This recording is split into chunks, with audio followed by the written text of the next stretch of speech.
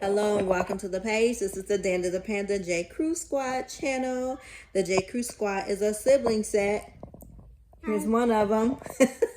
Brought together by adoption, and Danda the Panda is our book series, which is based upon the premise of adoption. So check our books out on Amazon. Danda the Panda, Welcome to My World, and Danda the Panda, Love Makes a Family.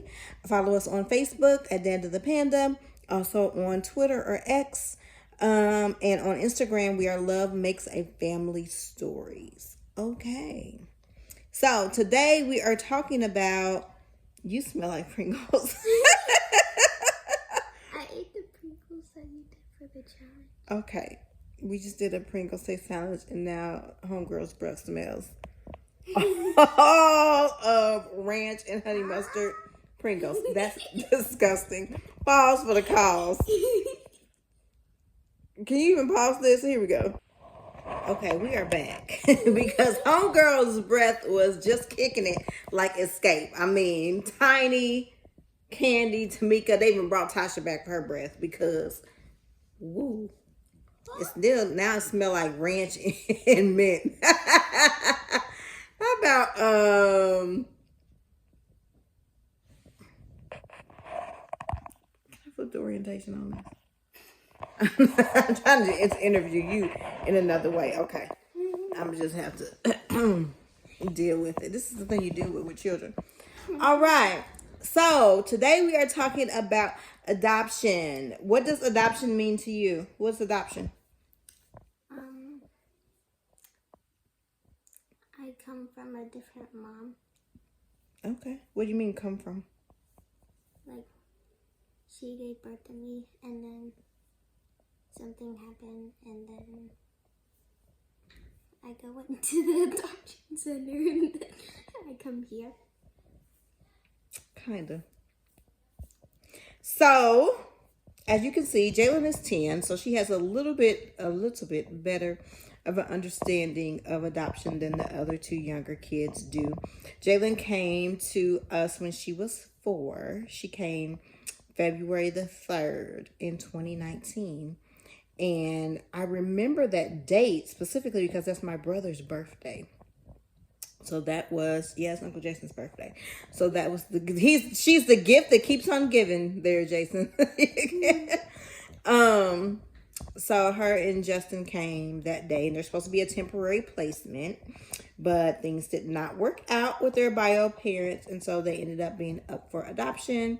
And they asked us, their public adoption through Children's Services, that we want to adopt them. And so we said yes. And so that was not the plan when they moved in. They were still reunification when they moved in. But they had been in the system for over 2 years at that point. So it was kind of running up on the time where DCS elects to try to, terminate rights if they don't feel that the biological parents are going to be able to care for the children so that they have a stable home. So they were together in foster care a couple places, and then you got split up, right? Mm-hmm. And then when For a little while, and then when they came to us, they got put back together. Yeah, and then they just haven't left. You're the house guest that never left. Yep. So how do you feel about adoption? Do you have any feelings about being adopted?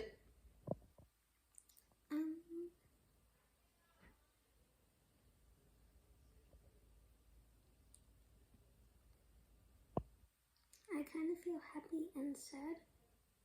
Okay, that makes sense. Why do you feel happy and sad?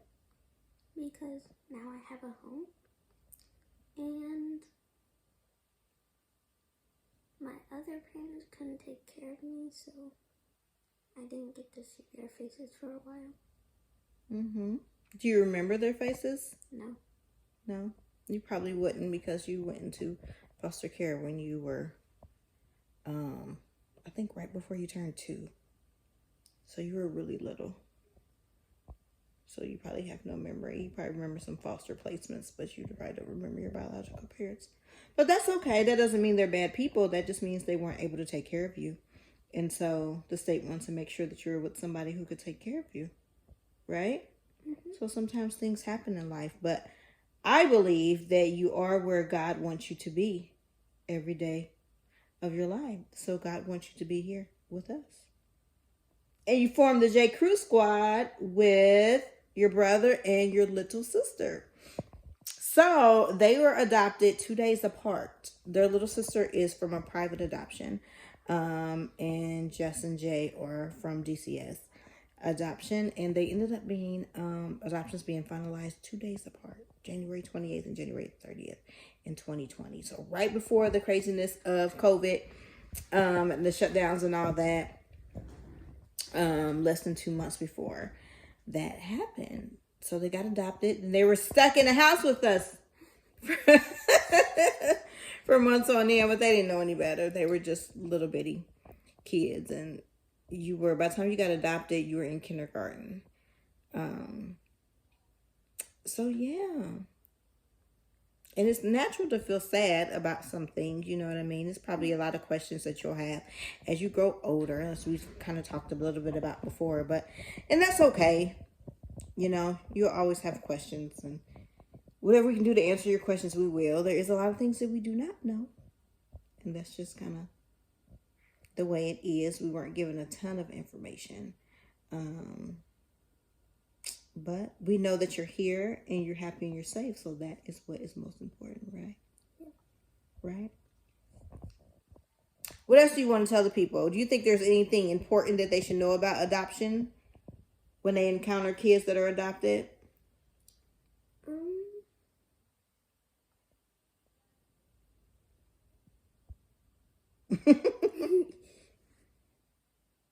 Well, you think about it. I have some.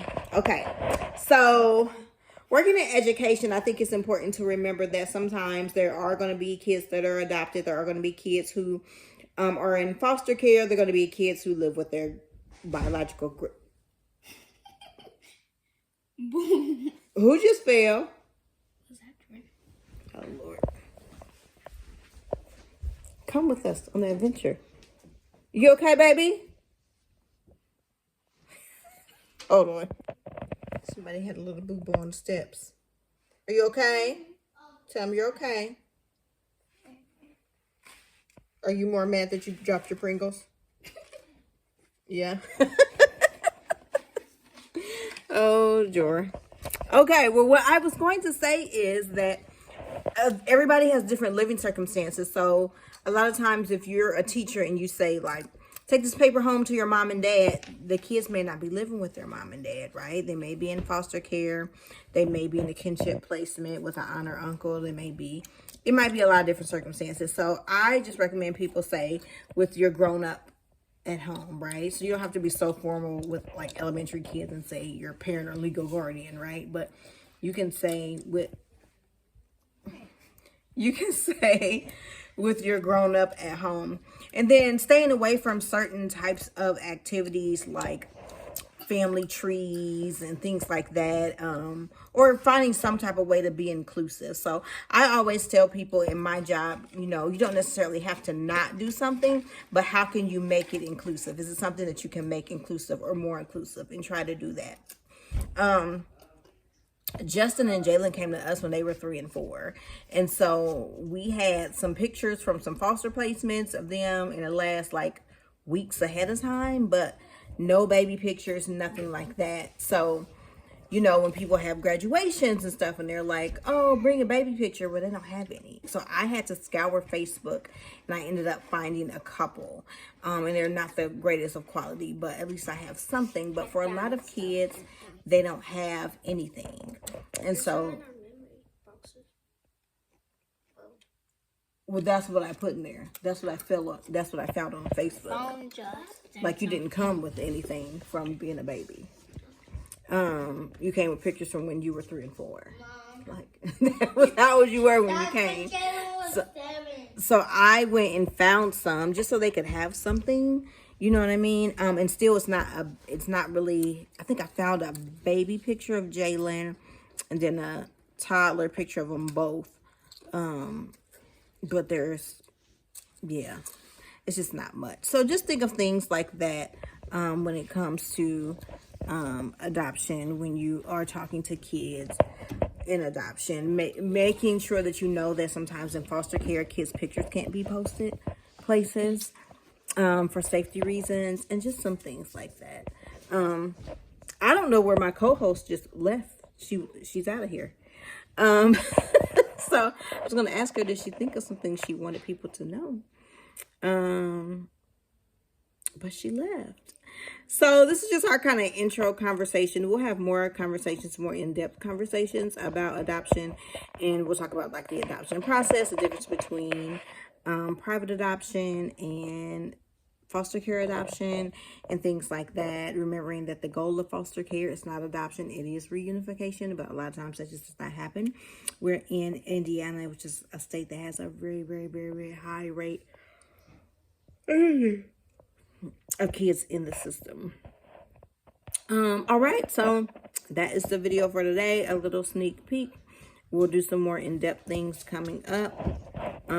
And so like and subscribe if you like, and watch our videos.